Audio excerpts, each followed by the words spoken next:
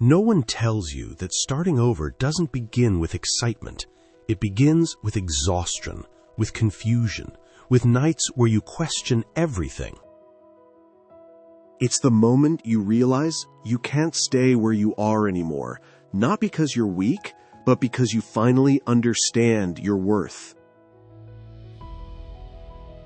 Starting over means letting go of people, habits, and versions of yourself that no longer serve you.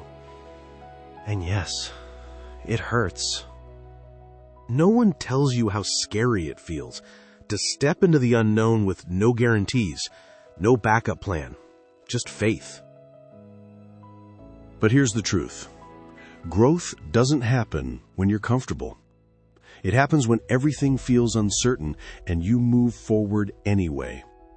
Stop thinking you're starting from scratch. You're starting from experience, from lessons, from strength you didn't know you had.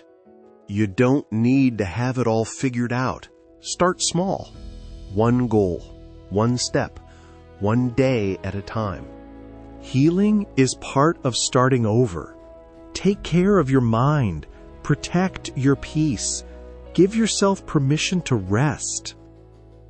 One day, you'll look back and realize this wasn't the end.